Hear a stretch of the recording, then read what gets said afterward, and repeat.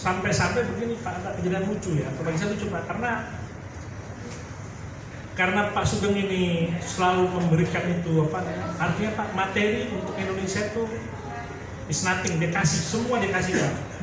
Sehingga bendaharanya ini dari kedutaan bisa bilang, nggak usah khawatir Pak, uang kita masih banyak. Tapi begitu duta besarnya ganti Pak, padahal kedutannya sama, bendaharanya sama Pak, tapi duta besar beda.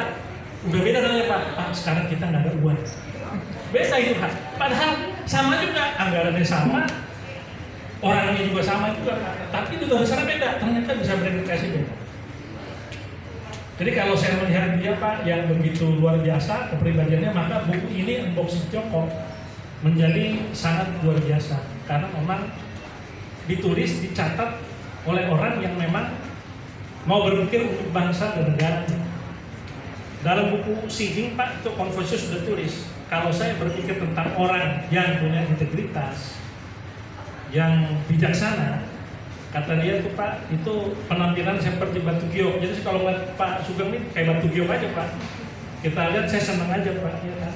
Dimana di dalamnya Confucius Pak dalam buku Ricci dia bilang nih ada 11 kebaikan Pak.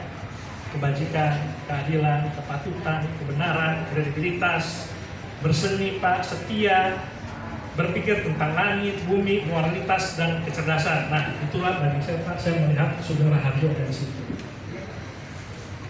Posisi Pak Sugeng Pak, selain karakternya seperti itu, dia juga Pak memiliki posisi yang unik sebagai seorang yang kita utarakan dalam pandangan-pandangan di bukunya Pak. Kenapa? Dia sudah ditempatkan di Amerika Pak, sebagai negara superpower dia lihat pada tahun dekade 1980-an. Dia sudah ditempatkan di mana-mana. Dia juga ditempatkan dalam multilateral Pak ya, multilateral. Kemudian terakhir di Tiongkok, sehingga beliau sangat memahami Pak geopolitik dan berbagai struktur masalah, baik di dalam Indonesia maupun dan bagaimana di luar negeri itu berusaha memberi pressure kepada Indonesia. Lebih dari itu sekarang ini Pak, dia bekerja di luar pemerintahan sebagai swasta. Dulu dalam posisi sebagai pemerintah Pak. Jadi dia bisa melihat dari berbagai sisi. Oleh karena itu buku ini secara substantif penting, sangat penting. Di dalam buku ini unboxing tadi seperti Prof. Asep bilang, dibuka semua yang tertutup, semua propaganda yang di media Pak, tiap hari kita makan kayak racun ini yang nggak benar, harus dibuka dengan jelas.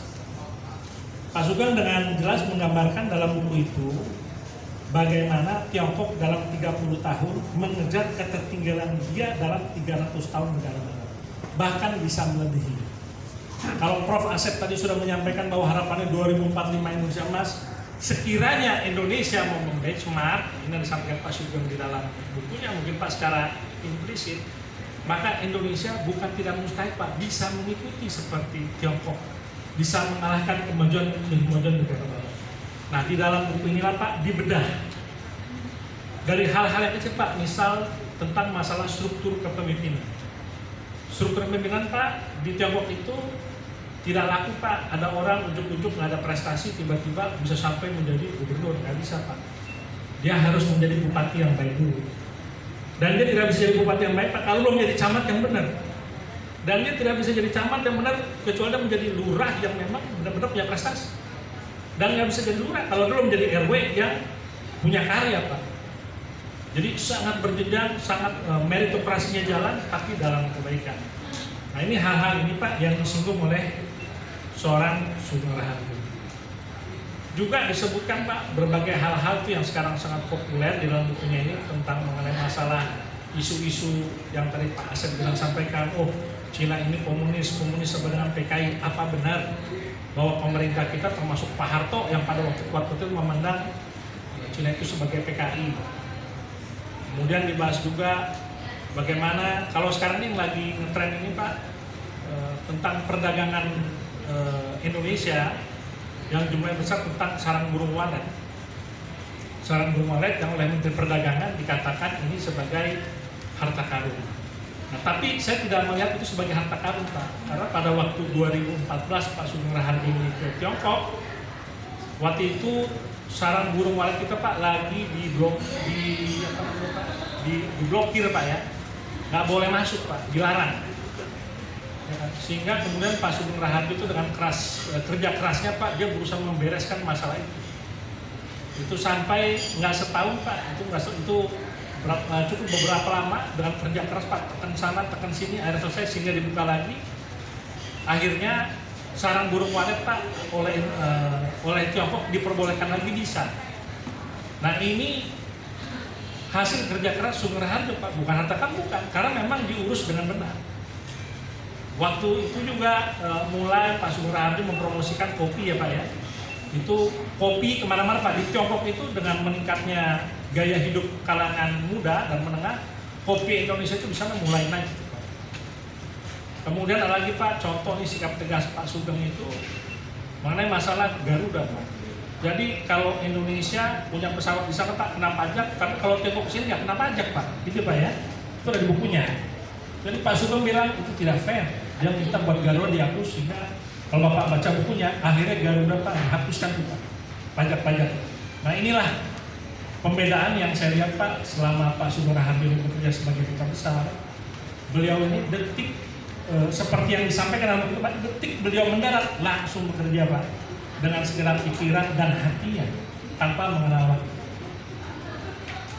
Kalau saya lihat Pak dalam catatan bangsa kita, bahkan catatan kita nih Pak, dari banyak babat, dari banyak sejarah ini kebanyakan Pak isinya perang saudara, isinya perang saudara dan tentang kekuasaan.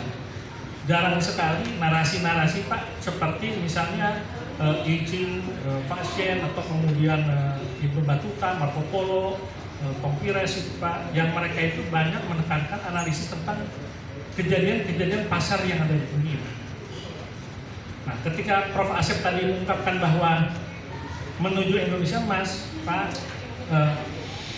Portugis misalnya, begitu si Tom Pires itu menyerahkan laporan catatan tentang kondisi dunia Pak, maka diambil sebagai satu kebijakan, dirapatkan, dirumuskan, kemudian terjadi apa? Itu Portugis menjadi negara kaya, Belanda menjadi negara kaya.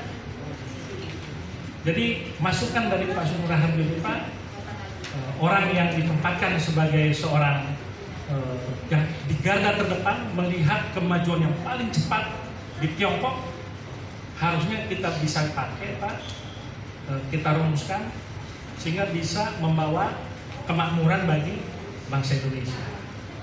Nah, mungkin dari saya sekilas itu saja.